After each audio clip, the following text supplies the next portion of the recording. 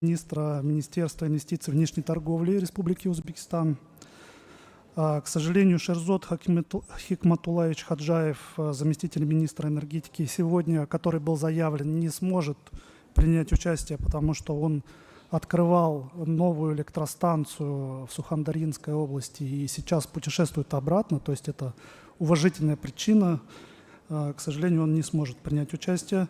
С нами также присутствует Фарход Заирович Ибрагимов, главный исполнительный директор IT-парк Узбекистан. Камран Гуламов, генеральный директор АКФА Групп. Сейчас, одну секунду. Дмитрий Марьясин, ЕКОН, и Юрий Левин, также профессор, сейчас, одну секунду, я точно озвучу, чтобы ничего не перепутать, профессор школы бизнеса Smith School of Business, если я ничего не путаю. Another panelist is a professor of a business school and the former rector, dean of Skolkovo Management School. Today's session is dedicated to a very interesting subject, is Industry Development 4.0. It's the fourth industrial revolution. It is impossible without the development and expansion of digitalization, the use of internet, all those technological solutions that help us to adapt rapidly to innovations, to changes. Without all these things, it's impossible to keep leading positions in any business. It also affects our lifestyle. We are using all those advantages and benefits that the digital world is providing us with. Of course, if we experience the shut off of a digital world, we immediately suffer. For example, in case of some military conflicts that is affecting the entire world, you see it in present day situation that it affects the cost of the goods, the rise of prices, and the disconnection from the civilization advantages is affecting immediately our daily lives. So this Revolution 4.0, which has infiltrated all the aspects of our life, it will go on. We are hoping for this. So we have gathered here to discuss the challenges, not only the benefits and advantages, but the challenges and risks of Industrial Revolution 4.0 point. The level of preparedness, professional preparedness of the specialists is a key factor in development of businesses, of the modern day states. Under fourth industrial revolution or development, the social inequalities may exacerbate. It may exacerbate the social inequality and distribution of social benefits. So it may cause some tension in society. So I would like to give floor to the Ministry of IT and Communication Development, Mr. Sherzod Shermatov. At the end of the 2020, the National Digital Strategy of Uzbekistan was endorsed. So we would like to listen to Mr. Minister. What do you expect in the medium-term, long-term perspective in this regard in development of IT communications, IT technologies and communications, and the experience of what advanced countries, IT developed countries, did you use in drafting of your strategy, national digitalization strategy?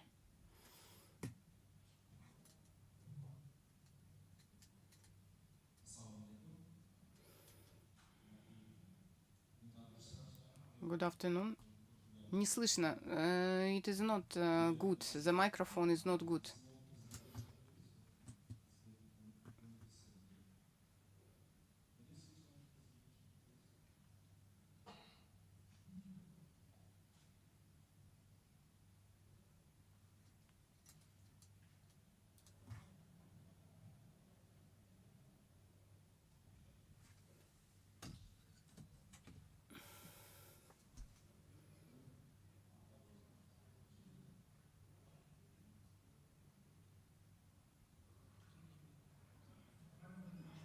Dear colleagues,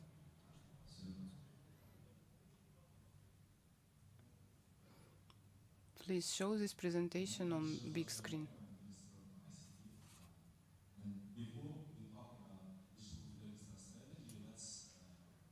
Back a little bit to the history of Uzbekistan and why IT is important for Uzbekistan. So there's a very small video clip by BBC. Wasn't çıkarıyla.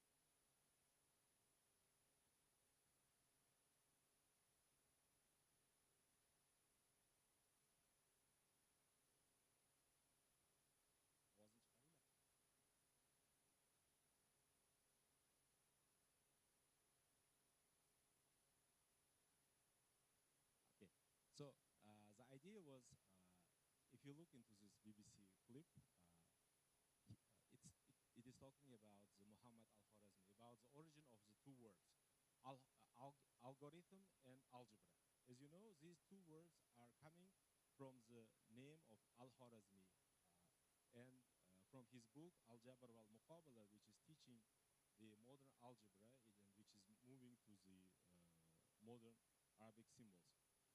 So why this is important? Because whenever we talk about ICT, we talk about algorithm and we talk about algebra. So these are two important words, and all are these concepts are in our DNA. So are you ready, or we are skipping? Okay, let's skip them. So next time we will see it. So now we move to the IT brands of Uzbekistan. Why?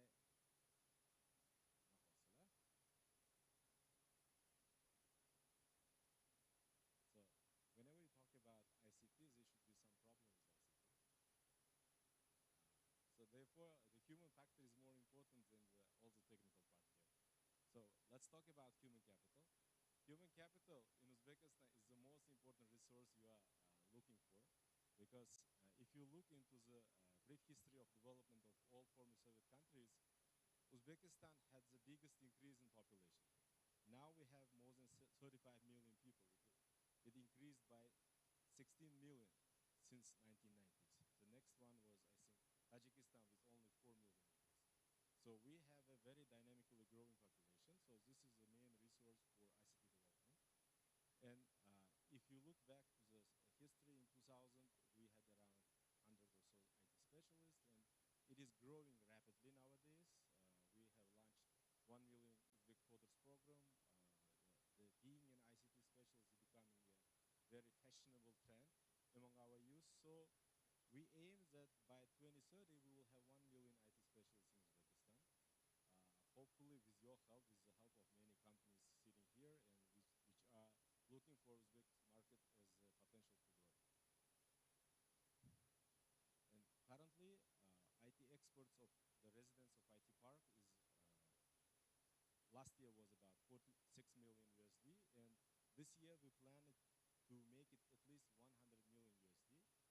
And by 2028, we would like to reach 1 billion USD. These are very ambitious goals, but I think we can do this with the help of many of our partners. Some of the partners are already here, like big companies like EPAM, Exadel, who are opening up, expanding their offices here. And they are going to help us with achieving this kind of ambitious goals here. And so far, 30% of IT export comes from local IT companies, and over the time, I hope that this will also grow. And why IT sector is being so favorable in Uzbekistan? Because if you look into these all business incentives, IT companies, residents of IT parks are exempt from all the taxes. You don't have to pay anything in Uzbekistan. Only personal income tax, which physical people who are working for the companies are paying, just 7.5%, compared to the other sectors where it's 12%. And only thing is you need to be the resident of IT park, and all incentives are in place until 1st January by 2028. And I hope that if by that time we will be able to achieve $1 billion IT export, the incentives will be expanded further. Currently, we have more than 500,000 IT park residents, and I think Farhad would be discussing in more detail about it, so we can skip this part. And when it comes to Industry 4.0, the most important thing, as we have discussed before, the human capital. And human capital is definitely related with education.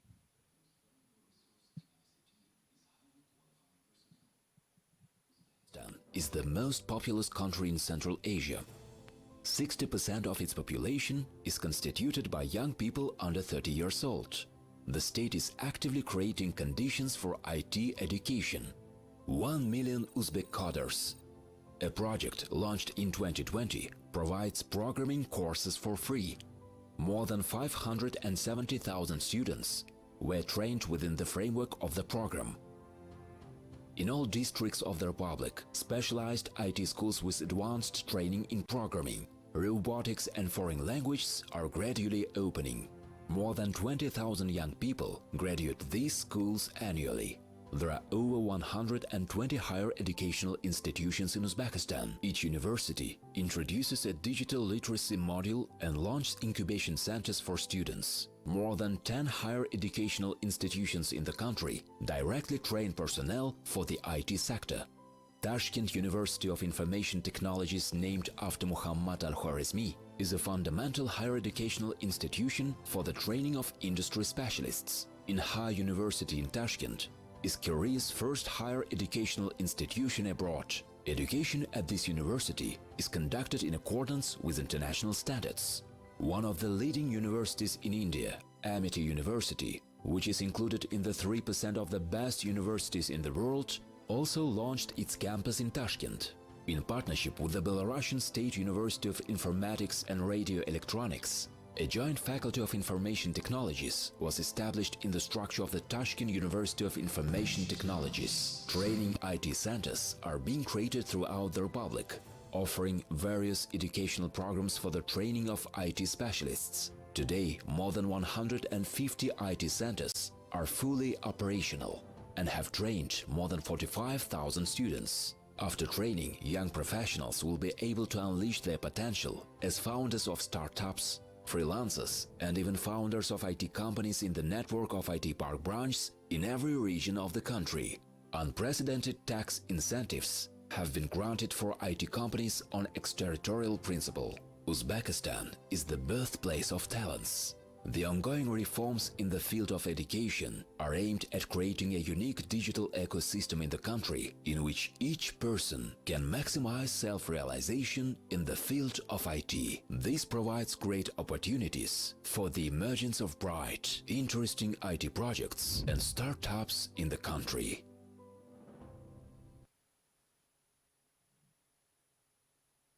And of course, we are thinking about automation and implementation of artificial intelligence, and we would like to move along to Industry 4.0 together with the help of your companies.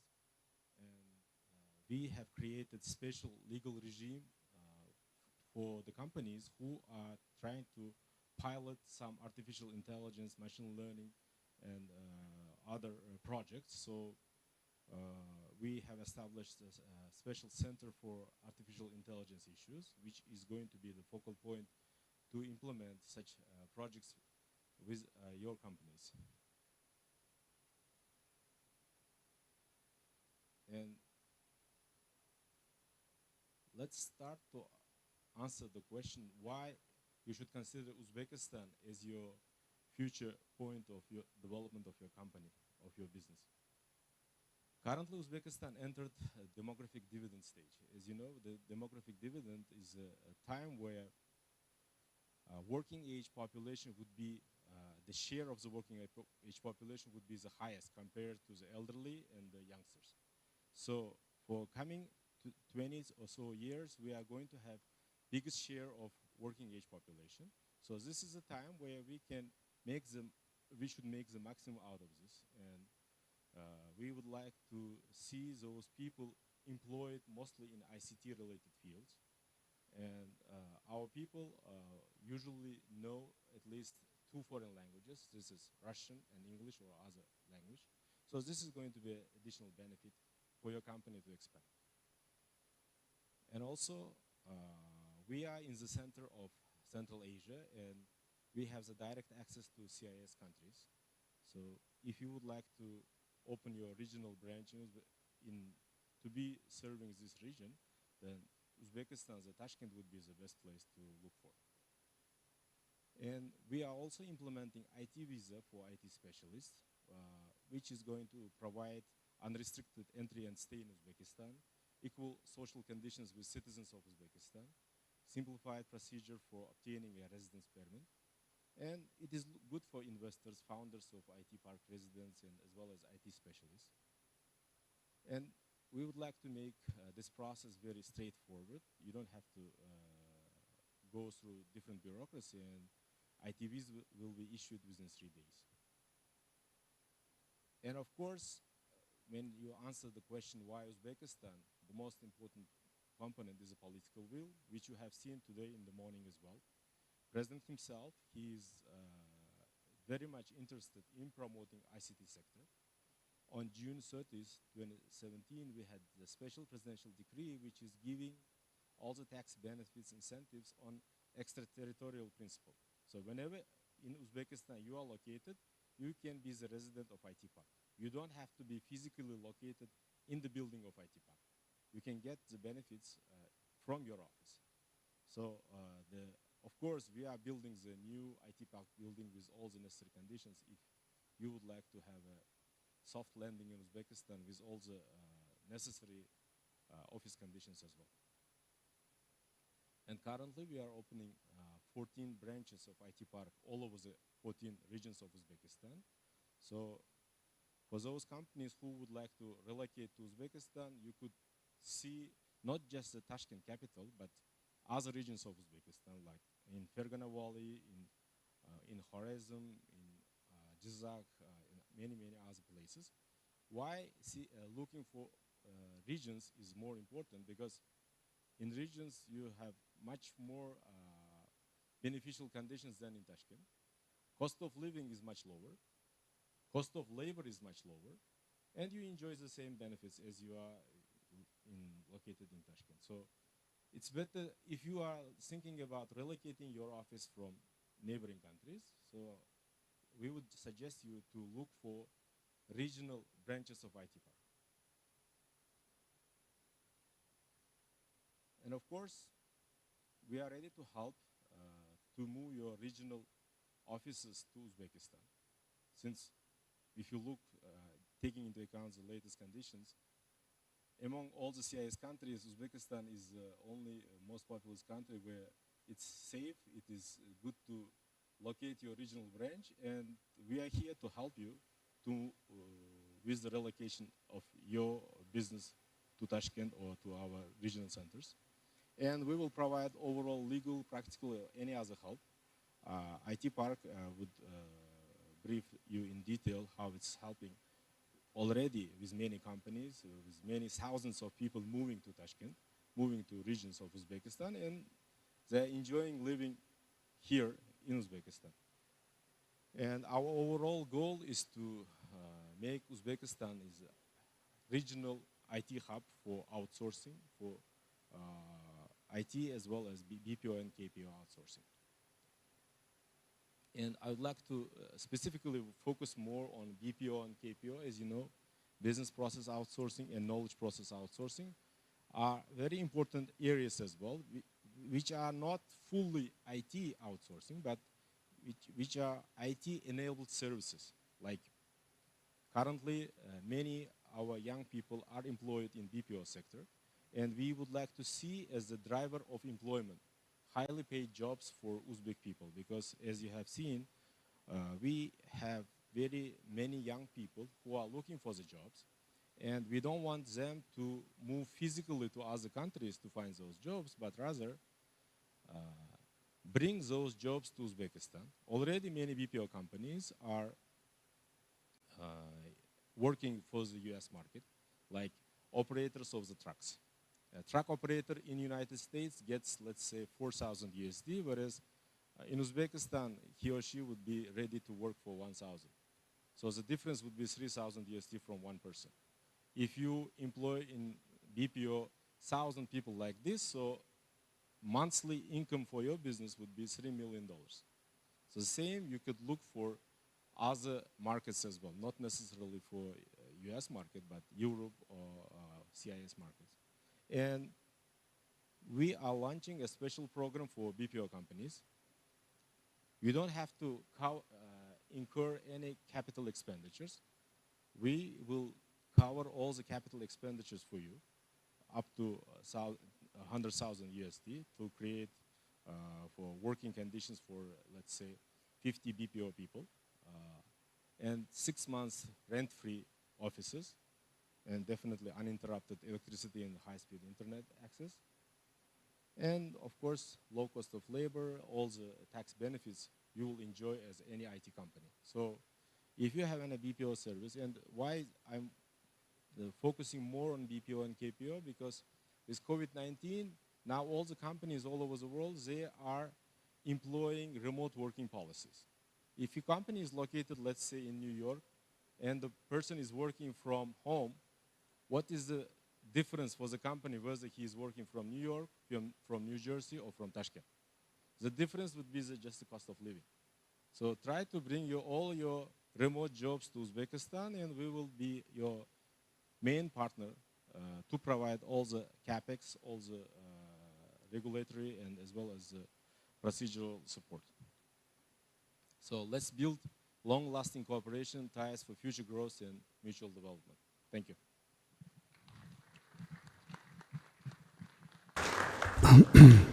Спасибо, Шерзот Хатамович. Очень интересная презентация. Thank you very much, Mr.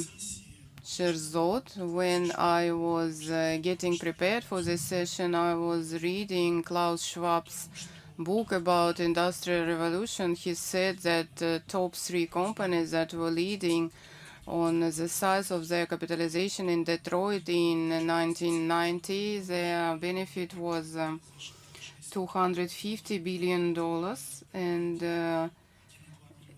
1.2 million people were employed there. In 2014, in Silicon Valley, their revenues was $1 trillion, and 10 times less employees they were recruiting. So that means that value-added product was more efficient, has become more efficient. And secondly, what I would like to say, you have implemented a number of measures, not only one measure.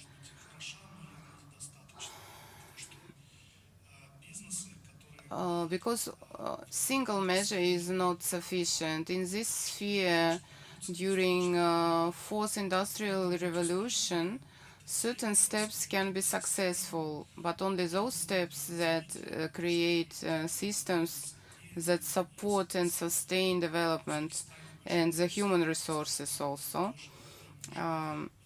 is a key factor. In Uzbekistan, you have a lot of talented young people who can help you to go forward, to step up several steps along the ladder,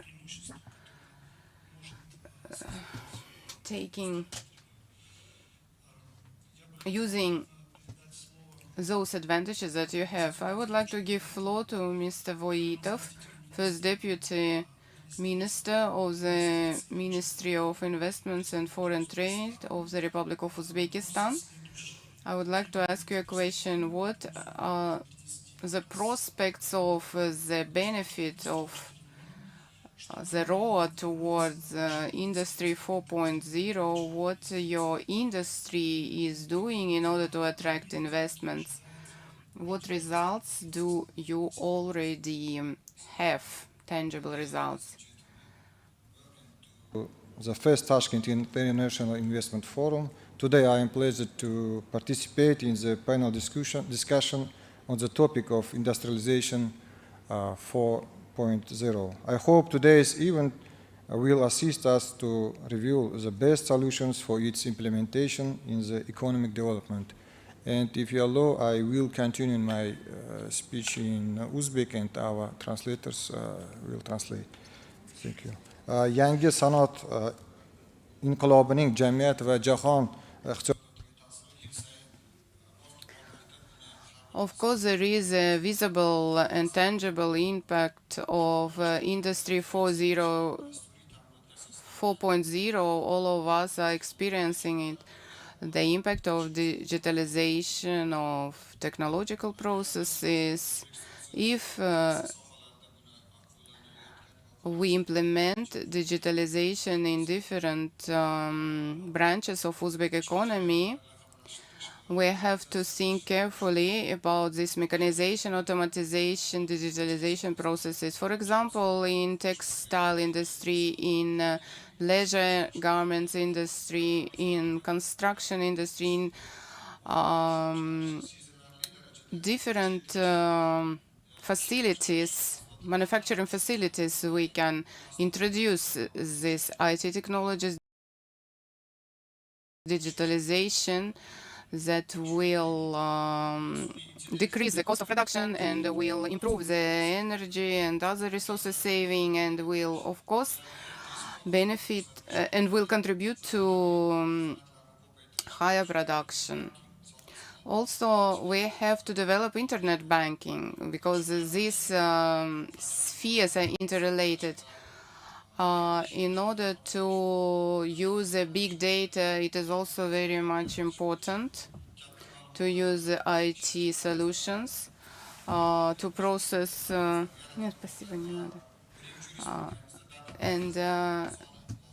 in our Republican data centers, using foreign investments, we're working on this subject.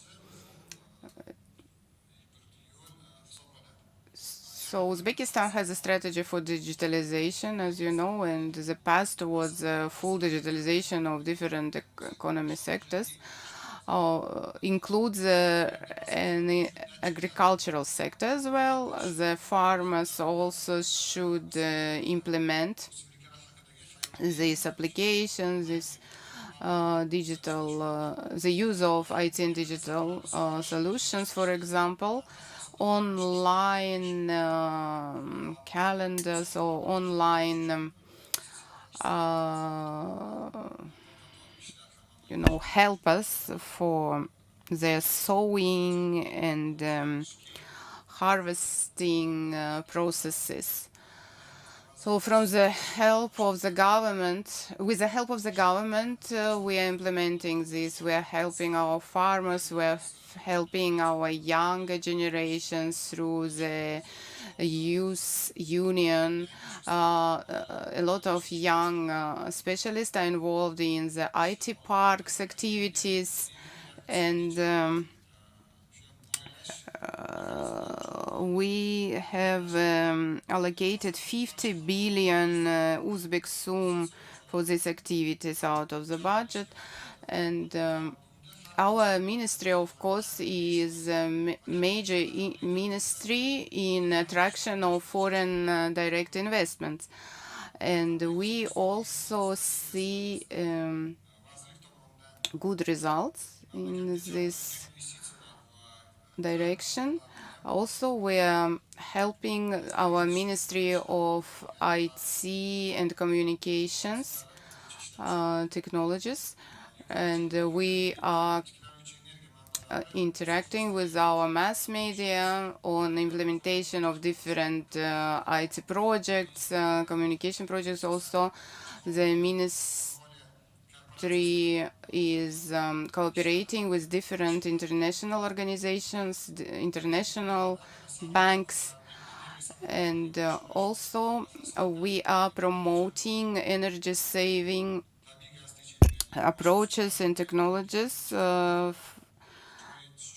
among our enterprises. For example, the gas saving.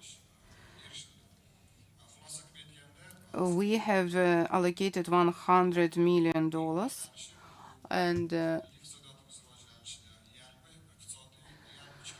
so GDP growth, creation of new jobs are our objectives. So advanced IT technologies, information technologies and communications and digitalization helps very much in our efforts, in the aforementioned efforts.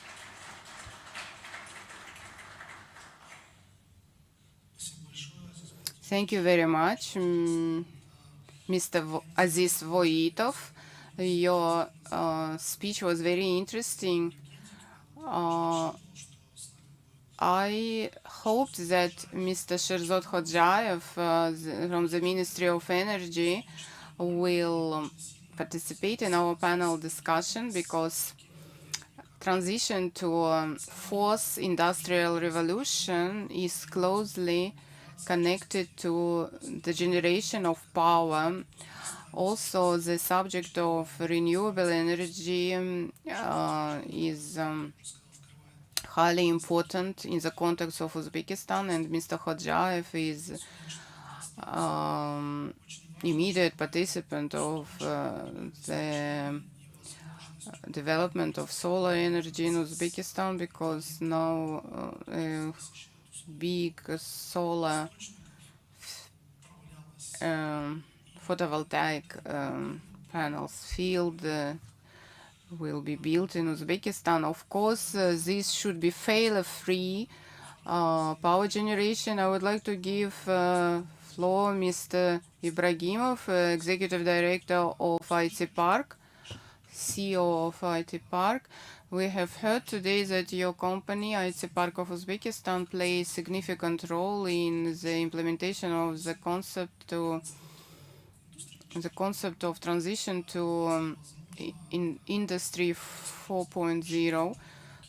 Could you share with us more details about the companies that have expressed their interest in participation in this project? You have 14 administrative units in Uzbekistan, 14 regions. So what is your vision? What are your future plans on implementing this? Thank you.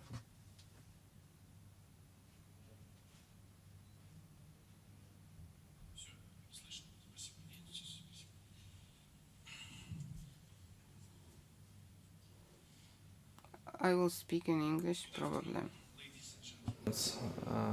Hope all you well here.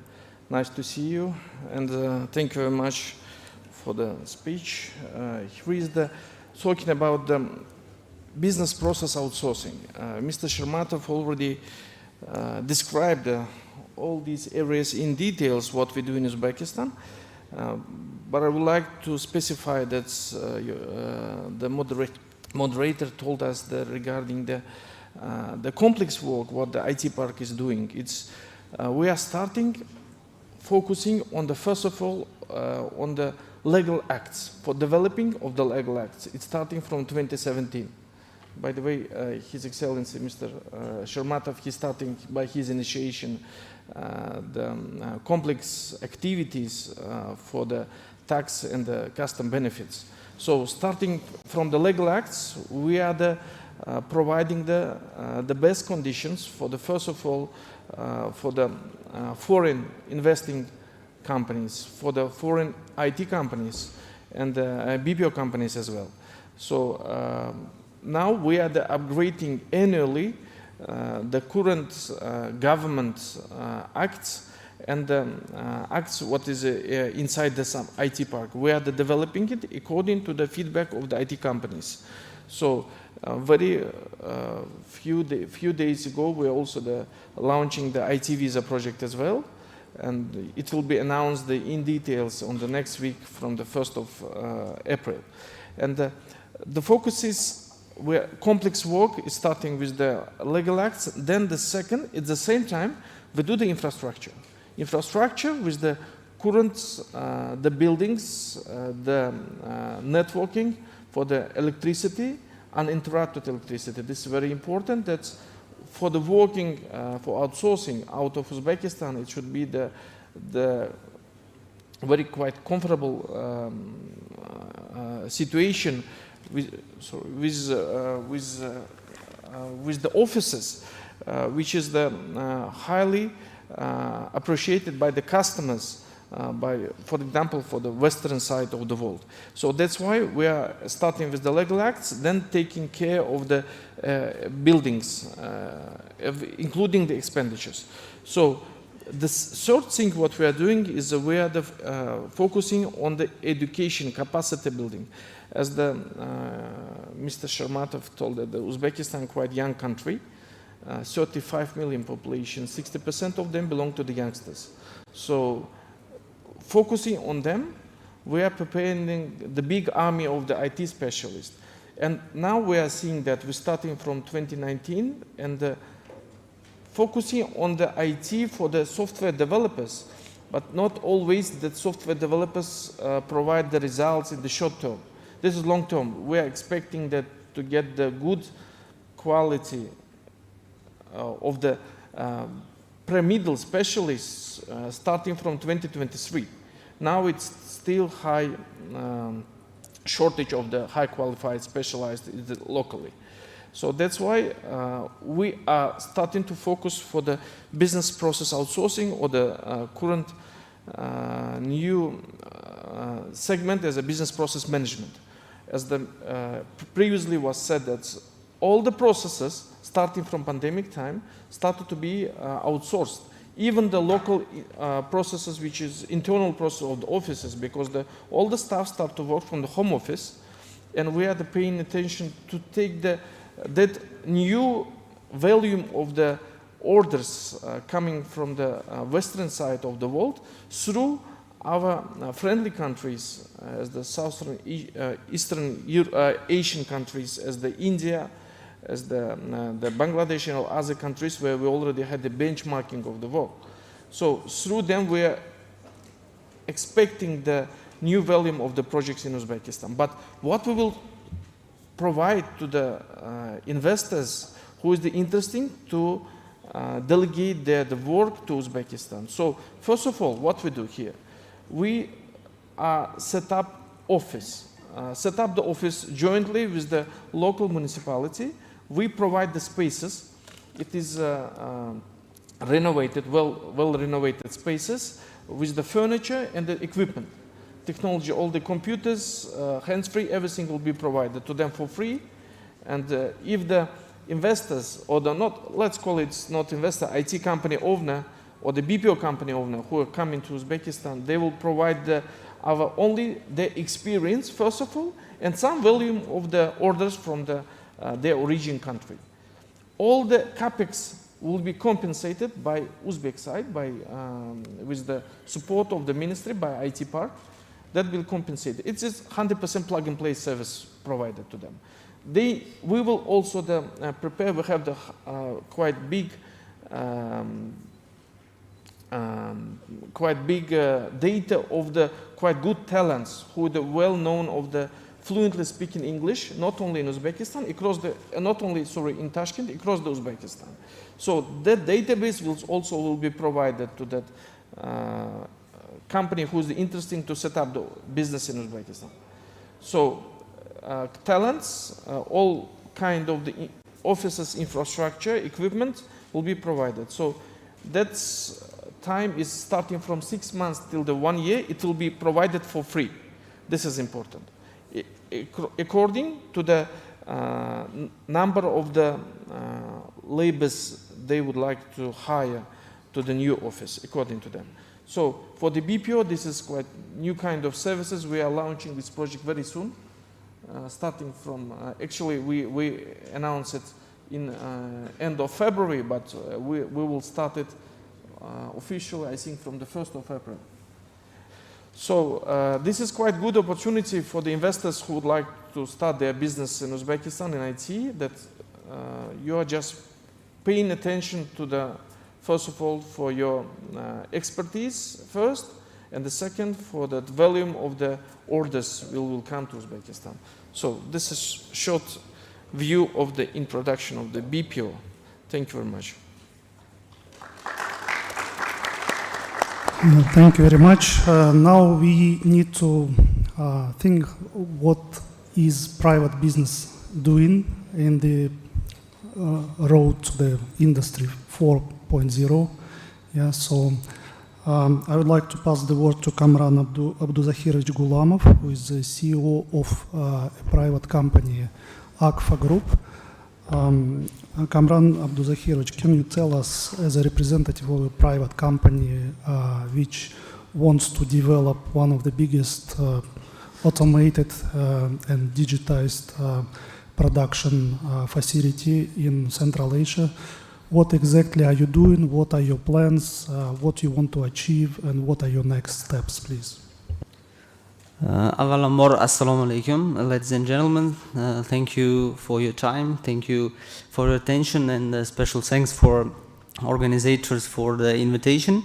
We are actually always glad to share our experience and knowledge, what we are doing, because the main thing is our company and the reforms and now the current politics of open market and the fundamental approach of the government for solving the main issues, not just the symptoms, but the main issues of the digital development of the country. We really do feel that, and we really use this opportunity in our business.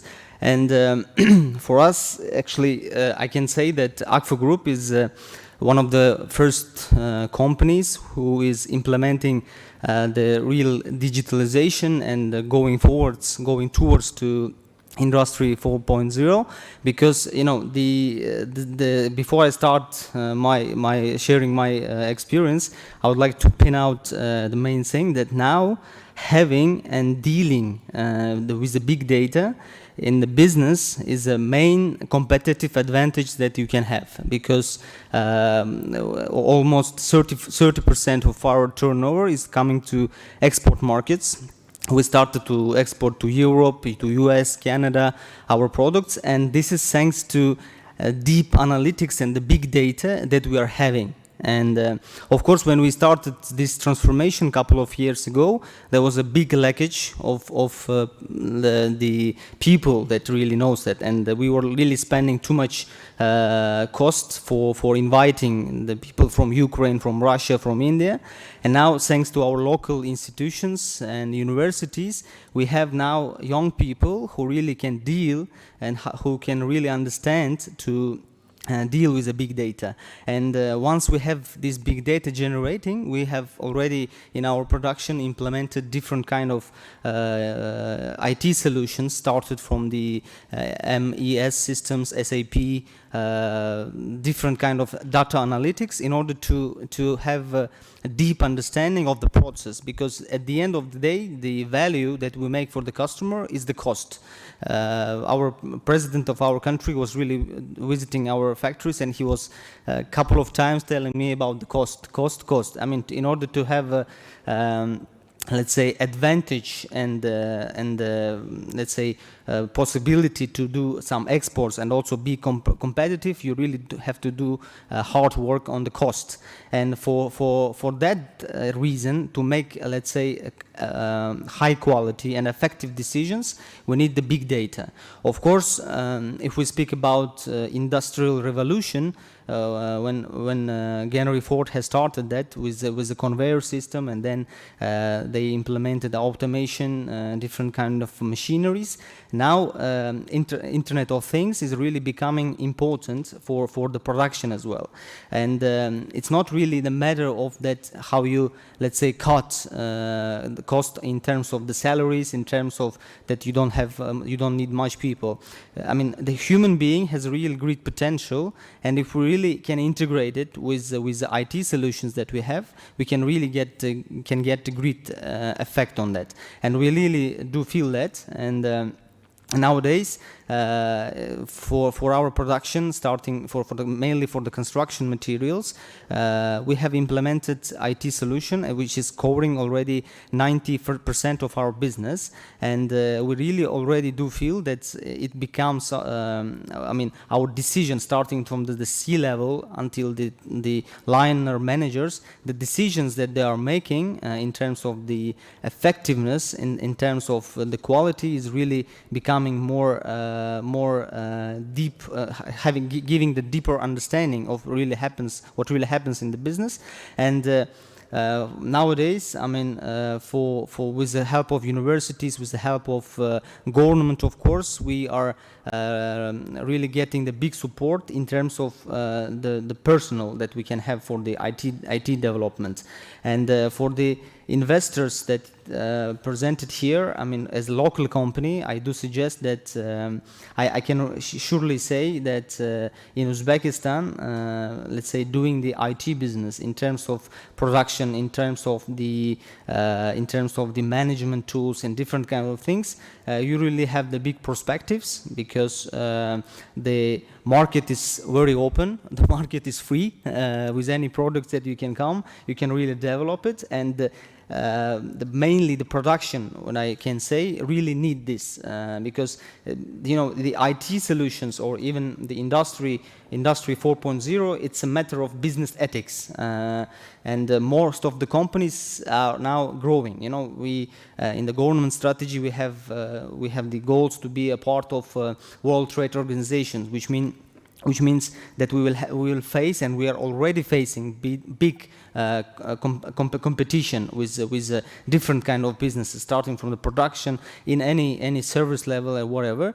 And for this point of view, the businesses which are located in Uzbekistan, they really need the IT products. They need IT specialists that can increase their competitive advantages. So that's the main message I would like to say, that in the point of business, this having the big data and making the IT solutions real work is a big advantage. And that's a point that we are working on, implementing different kind of systems. And for the investors, we always welcome you here in Uzbekistan, and there is a great market here. Thank you very much. Yeah, thank you very much, Kamran. It's very interesting that it's very important that not only there is a state support, but there is a private initiative which drives these changes mainly. And as we all know, there is a number of unicorns which is kind of increasing constantly.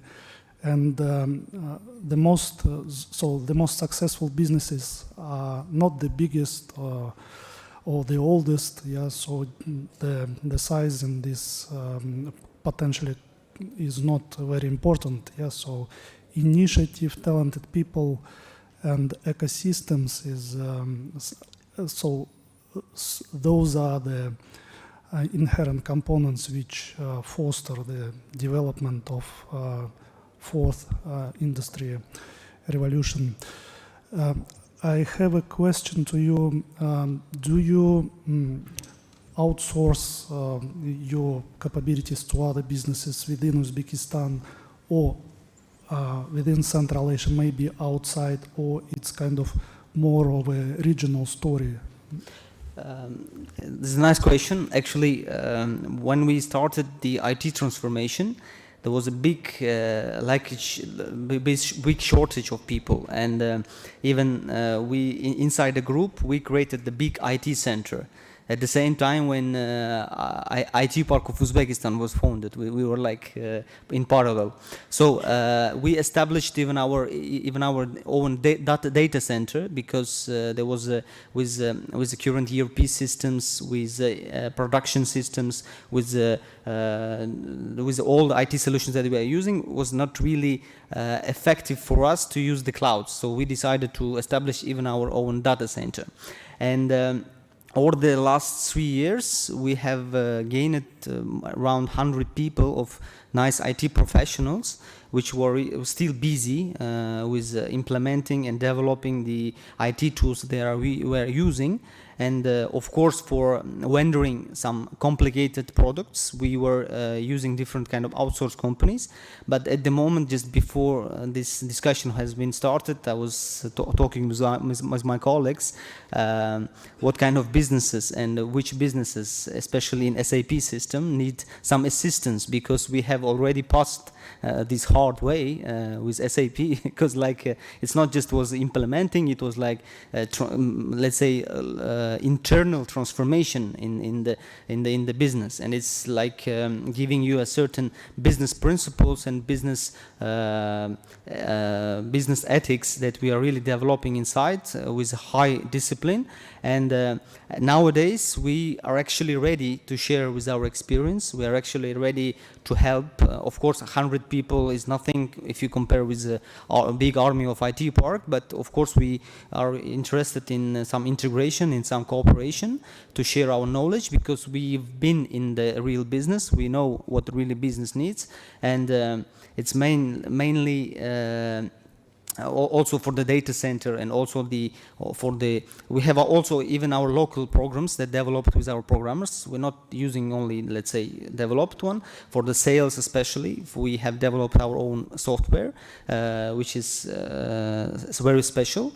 And for that reason, we have, let's say, now the big team, especially from Inha University, and the young people that joined us a couple of years ago. We have established the team that really can also make some service for other businesses or investors in the country. Thank you. Yeah, thank you very much.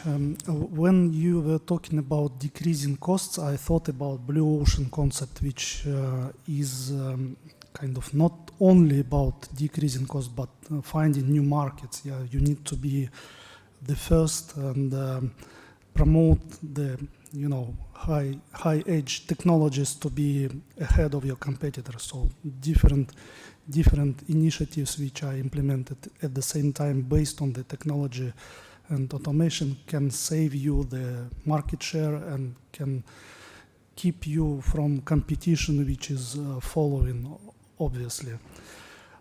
Thank you so much. And if we are talking about successful examples of business incubators and innovation ecosystems, I would like to ask Dmitry Sergeyevich Maryasin, Deputy Executive Secretary of European Economy Commission of United Nations, if I correctly named your title. Could you please give us some examples of success stories, let's say, how it works, what is important, and what people did to succeed, to achieve this success. Thank you. Thank you very much. And first of all, let me, on behalf of the United Nations Economic Commission for Europe, thank the government of Uzbekistan for hosting us, for your warm hospitality, for convening this impressive investment forum. UNECE is one of the 5 regional commissions of the UN.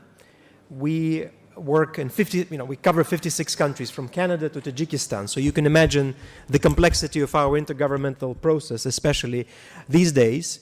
But above all, what we do is norms, standards, regulations, conventions that govern the work of transport, environment, energy, statistics, trade, and other sectors in the region, influencing the global view as well.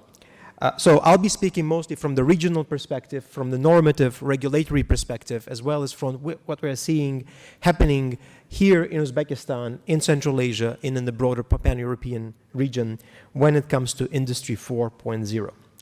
Before I go to examples, I'd like to maybe summarize perhaps what we've heard so far in Uzbekistan, to remind us what is Industry 4.0 for transition economies like that of Uzbekistan. It's first and foremost a realization that you cannot really increase productivity if you're not digital today. There is simply no question about it. But it goes way beyond productivity and even adding value to your production. It is realizing that today's consumer markets are driven by environmental, social, and governance prerogatives, expectations of consumers in many countries. According to the recent surveys by the European Commission, I think by KPMG and others, up to 70% consumers in Western countries are expecting sustainably made products. They're expecting a new generation of services, and they're ready to pay more for it. So digitalizing is, in my view, in our view, going hand in hand with sustainability, with approaches such as circular economy, with such important features as traceability, and I'll talk about this when I give one of the examples. So ultimately, for countries like Uzbekistan, it is about occupying niches that are to be formed, to be made, and it's about being ahead of the curve. So as the world is coming out of the pandemic and is recovering, and as the world is facing multiple other crises, Industry 4.0, digitally enhanced service sectors are a way to leapfrog, are a way not to industrialize in the traditional sense of the word, are a way not to put your focus on heavy industry or large industrial installations, but to prioritize knowledge-based and knowledge-intensive technologies. And this may sound as a big proposition for countries that very often are rural in the way they look, but from rural to Industry 4.0, I would say there is a shorter cut than sometimes from rural to traditional industry. So that would be my general observation. Now, from UNICE perspective, we see 4 good examples of where Industry 4.0 is already reshaping the way the economies work in the region. One is in the area of transport. As I mentioned, UNICE works a lot on transport. We regulate vehicles, road safety, and other elements of the transport ecosystem. One thing we are dealing more and more with is autonomous driving systems. That is the future of how cars will move around, how buses, and very importantly, trucks will move around. So we all know that logistics and supply chains are an enabler of industry, are an enabler of trade. We are seeing significant interest from industry and the member states in this. We have the traditional manufacturers, GM, Volkswagen, and others at our platform, but also the newcomers such as Tesla and the startups from Silicon Valley, talking about, for example, driverless shuttle technologies. Experts say that in driverless shuttles are a game changer, in fact, for Industry 4.0. The technology that is going to be used on public roads will also influence how industries from manufacturing to agriculture will actually be organizing themselves. We all know that in a country like Uzbekistan, with vast expenses, highly decentralized agricultural production, how do you actually get the agri-produce quickly to where it has to be in the most efficient manner without relying on the human factor is going to be one of the major elements of competitiveness. How would the driverless shuttle technology influence the multimodal connectivity for fresh agri-produce exports, both northward and southward? These are some of the questions in the transport sector which we suggest countries like Uzbekistan need to be looking at very, very urgently, I would say. It's about cost and productivity, optimization, people safety, goods damage reduction, and the future of logistics as such. Second area is energy as a service. You mentioned energy. There are many different facets in where digitalization is changing energy, but the most fundamental shift is, well, energy is no different from any other goodie that we use in our lives. We have gotten used to not have a map in our hands, to not have a phone on our tables, and to not have many other things for which we used to have libraries. We needed lots of things surrounding us. Now it's all here. The advanced economies already today are shifting their energy ecosystem here as well, with consumers making choices on what energy mix they're going to have very soon. So what does it mean for a country like Uzbekistan, which is investing heavily in renewables? It means that with its internal market, gaining importance as a consumer with every day, as incomes grow, but also its external consumers need to be able to look at Uzbekistan as an energy ecosystem that is plugged in digitally, where you can mix and match energy exports. And we in UC, for example, work a lot on hydrogen as a big topic right now. So you cannot actually use hydrogen as part of the solution in the energy mix, be it for storage or industrial cooling, without the digital technology. So you need to already now start investing in tech that will enable hydrogen, renewables, mixing with fossil, and eventually optimizing the use in the grid, optimizing it at consumer level. So that is another big sujet. And as a sub-topic there is construction and energy efficiency in construction. I will not go into details, but it is very clear that from design of materials to optimizing building performance, any new building that is built, and we heard the president today emphasizing the importance of the construction sector, of housing. My claim to you, our advocacy point, make it smart housing from the very beginning, because the energy saving potential of smart housing will outweigh any upfront investment, and make it a business proposition for tech companies who could come and see Uzbekistan as a huge market for smart housing enabled by digital technology. And the final example, which I'll spend a little bit more time on, is traceability using blockchain and other technologies. Tomorrow, together with Uzbek Textile Prom and European Union, GIZ, IFC, World Bank, we will be presenting in much more detail at a special section of the investment forum our pilot on traceability in the textile sector in Uzbekistan. Before I talk about the technology, I'd like to once again congratulate Uzbekistan on overcoming the hurdle, the reputational hurdle, which comes with now Uzbek cotton being recognized as sustainable and fully ready for the international market. So what we've been working on with partners is to see how we can apply blockchain as well as Internet of Things and DNA markers, something new that I learned just recently, in tracing the origins of cotton as well as other elements in the textile sector. We are implementing this together with World Bank Group, IFC, and Indorama, a major company working here to track and disclose sustainability claims using a blockchain platform. And that's about materials origin, organic fiber content, the social and environmental performance. Social meaning, for example, certifying there is no child or forced labor involved. And environmental performance, of course, is about, for example, what water practices are used when producing cotton.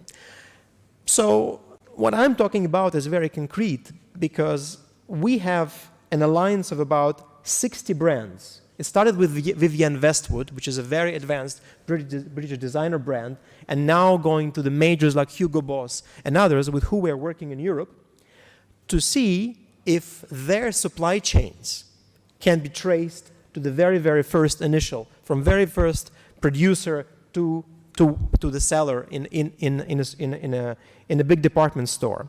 There are 23 value chains we're working on, and textile is just one example. So cotton-based textile is just one example. There are others like leather and so on, which are relevant for Uzbekistan. And I'm proud to say that in Central Asia, Uzbekistan is the first country to be part of this project, is the first country to have started introducing blockchain in tracing the origins of cotton. And it means Uzbekistan, with the ban being lifted now, with technology there, is ready to access European markets. And GSP Plus is an enabler as well. So this is and there are 23 value chains in addition to textiles that Uzbekistan could explore. So I encourage you to attend our event tomorrow.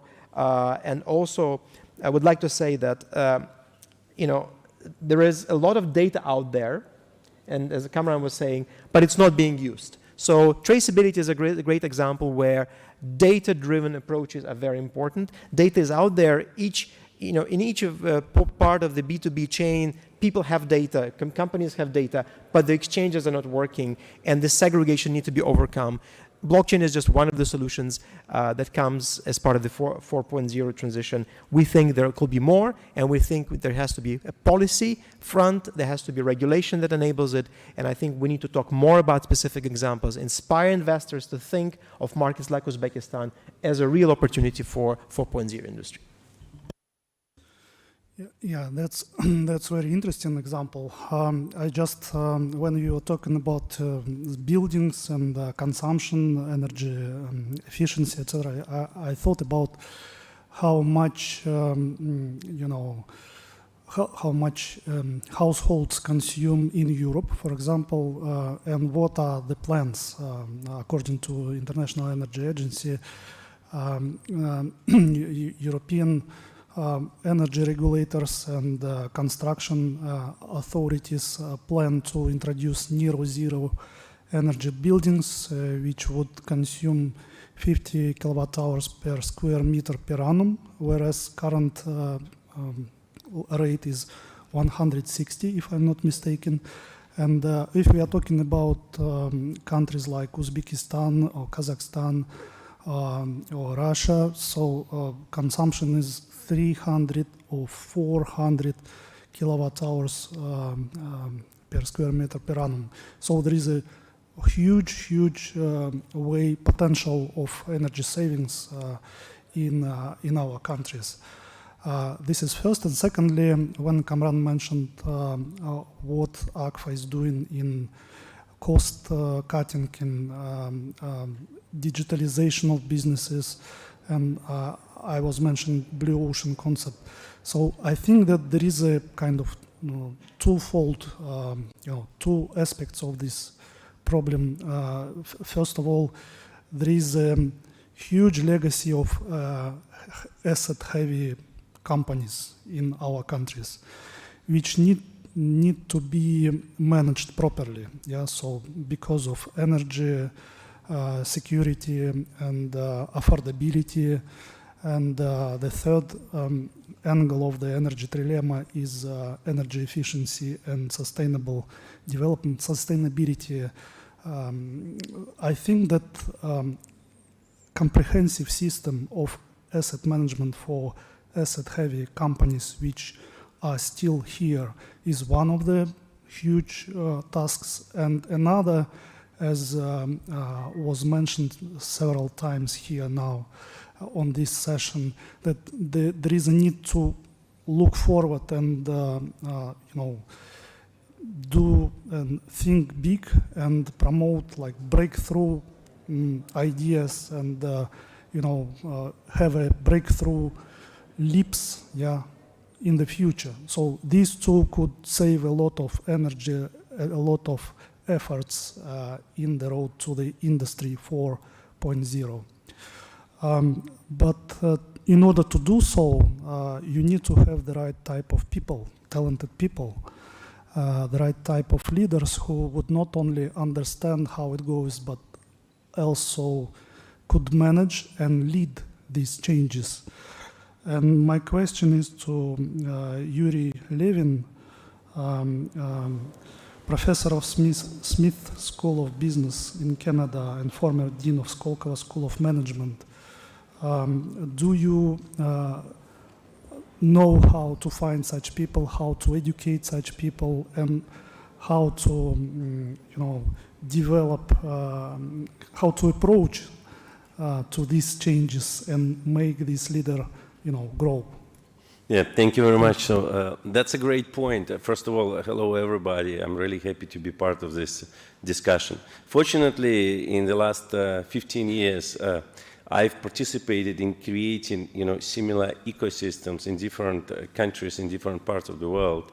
And it's really interesting that when people often think about starting something like this, and this is definitely, something huge, something that can fundamentally change the development of the country, the development of the society, of the region. People often talk about building an infrastructure, building some nice offices, creating some, efficient, transportation routes, or creating a supportive, tax environment. What really surprised me, what really pleasantly surprised me today is that the minister in his opening speech focused on the human capital aspect. Because at the end of the day, and I've been involved in helping companies to really pick the sites where, they want to create some regional offices, where they want to expand, where they want to put their R&D centers. These days, it's all about the ability to attract human capital.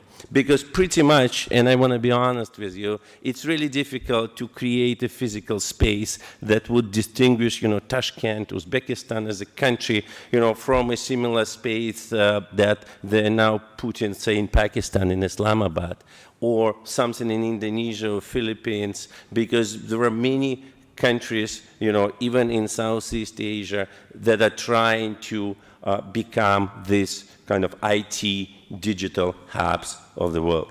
What's really going to be a competitive advantage is how fast and how well you're going to create, an ecosystem that would, number one, create, the talent. And I'm going to, say a little bit more about what kind of talent you need to create. And second of all, how fast you're going to be able to integrate this talent into, all the industries that require this Industry 4.0 or digital transformation.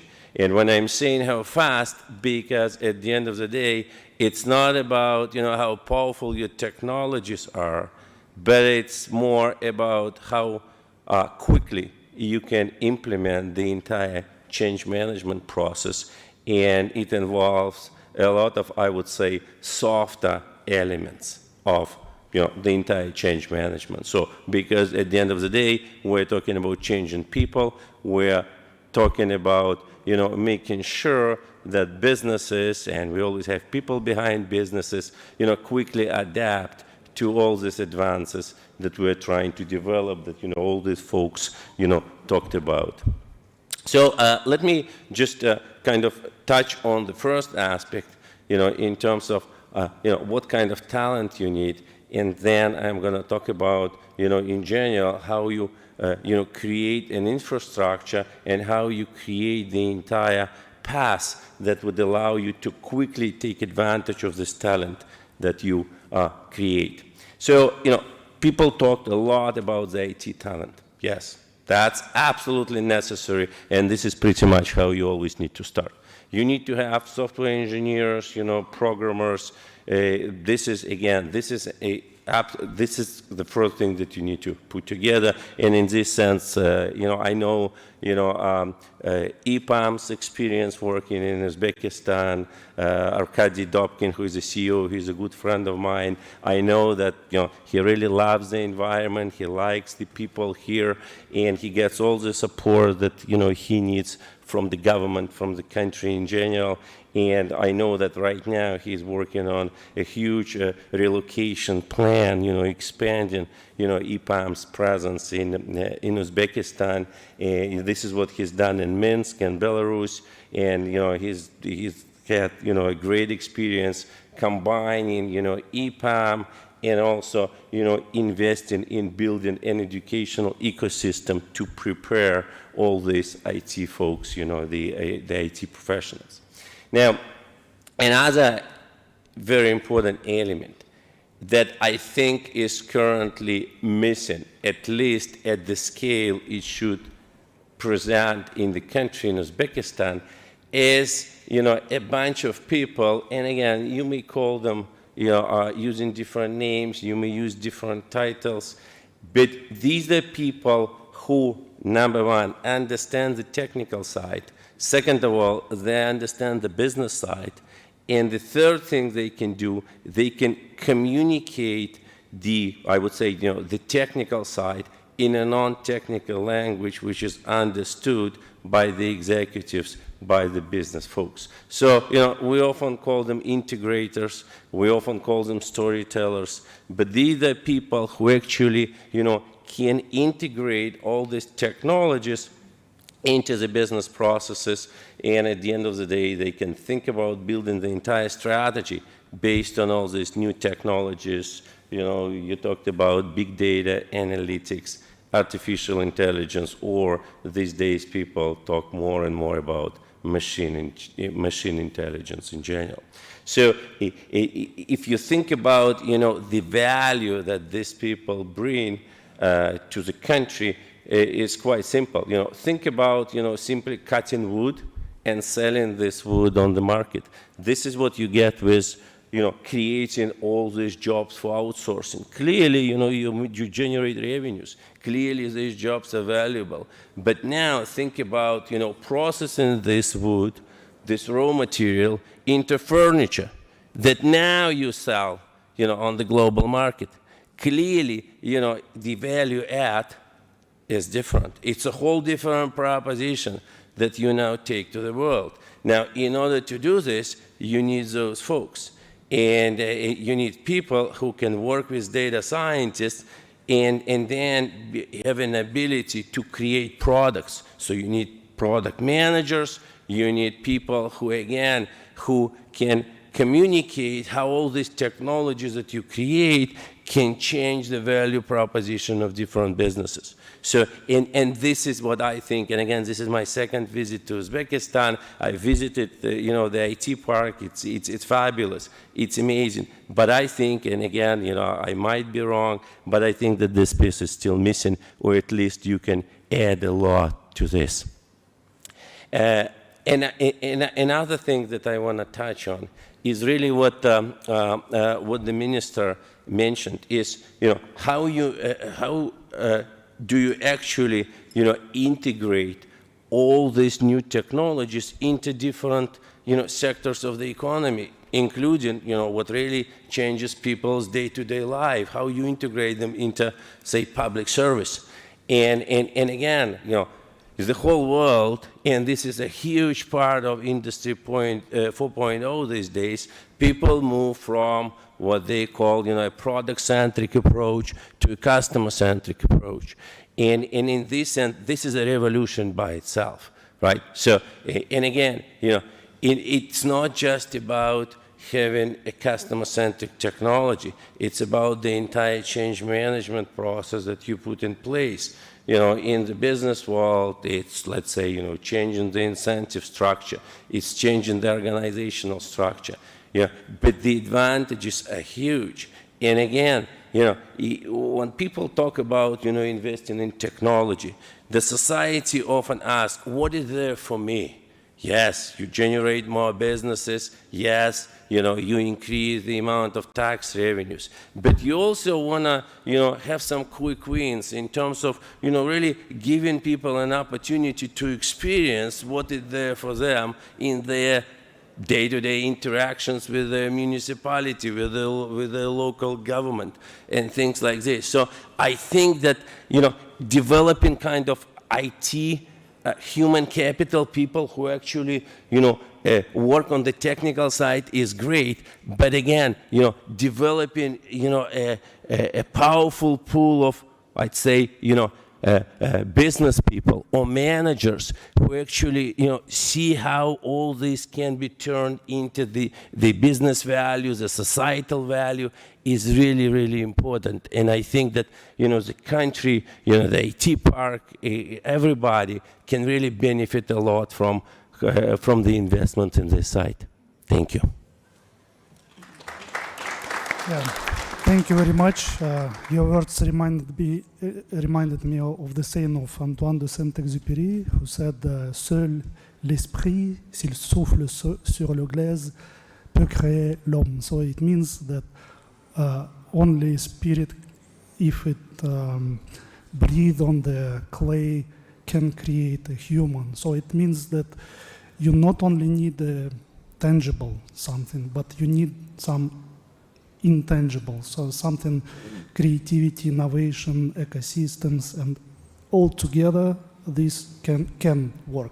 It will not necessarily work, but there are conditions for that. So Absolutely, because we often talk about let's do Industry 0.0, let's go digital, but there is a basic question people ask, business, why? Why would I do this? So this is probably the first thing that we can clearly communicate to everybody. Absolutely. Thank you. That's very important. Now I have several minutes for the questions. I do have some questions to the speakers, but I would like to allow to the audience to ask your questions because I think it's very interesting discussion and there is a lot to learn from the speakers. Anybody? Don't be shy. Do not jump in everyone at once. No? Okay. Yeah. Do you have a mic? Do you have a mic? I'm sorry, excuse me. So please tell us who you are and to whom you address the question, please. My name is Pawan Abraham, and I am the chairman of People Hive LLC. We are a US-based company, and I also chair a chamber of commerce in the United States, which takes care of North America and South America. So you did mention using SAP in your production line of work, right? So, and then whenever you talk about SAP, I mean, you think about the kind of resources you have. What is going to be your sustainability of that system, considering your human capital investment into it, right? So on those terms, how are you marching towards your goals? I mean, have you got an in-house training center of training your resources, or are you still dependent on resources coming from consulting companies? How are you handling that? Thank you very much for your question. First of all, just to support the ideas of my colleague, the thing is, the implementation is very important. This is we first. And as a CEO, I made before we started SAP, I made a small mistake, but it was a let's say costly mistake at the end of the day. I explain you why. I have put the responsible persons to implement, let's say in this case SAP, the IT department. But it was I should do it responsible from the business. IT is something like entrepreneur, which is translating. And I was really pushing up the consultant company, the SAP company here, do something to make it work faster, let's say, implement it. But after 3 months, we have, let's say, selected people who's really responsible from the business. And we put these IT people together, saying that this is like a translator for you to implement and to explain you how does it work. But you will be responsible for the result. And then within the 3 months, we got a result. Because the guy who was using, let's say at that time, 1S, this ERP program, or Excel, suddenly switched to SAP because he have now understanding. And due to this mistake, we have, of course, at the beginning, we have, let's say, organized some trainings. We have started to prepare our people, but nobody was serious at the end because business was not responsible. Responsible was the IT. Then, so the change was that we have decided that the part of the IT department should be something like center of excellence, which will let's say, translate how to use the system. But anyway, the responsible will be the business, who will be, let's say, responsible for the balance, who is responsible for the data input, who is responsible for analytics, and so on. So with this experience, they have required another training. Can you do the training once again, what we have done a year ago? Of course, we've done it. And now, at the end of the day, we have the team which really understands, in this case, SAP or other IT solutions, and have IT team who is like became our own consultants. So we don't depend on the consultant team. We still depend on them on the other business sphere that we are implementing them. But for the business units that is already implemented, we don't really depend on them because we have our own team. And this team is, let's say, making let's say, the consultancy work already inside. And also and one interesting, sorry for speaking too much, but from IT part, when IT was responsible that SAP will be working, there were like, from the business were like 3-4 comments that please improve me this, and that's it. When business people, which is like, the guy, the production manager or some operator was responsible for accepting this, suddenly they had 100 comments. So they came to IT center and say, please fix this, you know, and that was the nice experience that we have. And this is for everything. I mean, when you bring some IT solution, people say, why you need this? It's okay, I have nice Excel program, why I need to do that? And then we started to explain them from the point of what is the value for the customer and what's the value for the company, and what about efficiency, because in the company, for our principles, we have, let's say, company interests and human being interest. We say if company interest goes down, of course you will also go down. So this makes things that company interest will go up and you will also grow. So this is the idea that we were pushing up our people for the change. Thank you. Yeah, thank you. I'm conscious of time, so maybe one more question before you could join for a coffee break. Do you have any questions? If not, I would like to thank the distinguished cohort of speakers. It was very interesting. I think that we understood what's going on and what are the next steps and what shall we go to in the midterm, maybe in the long term. Thank you so much. It was a very interesting session. Thank you. And now joint picture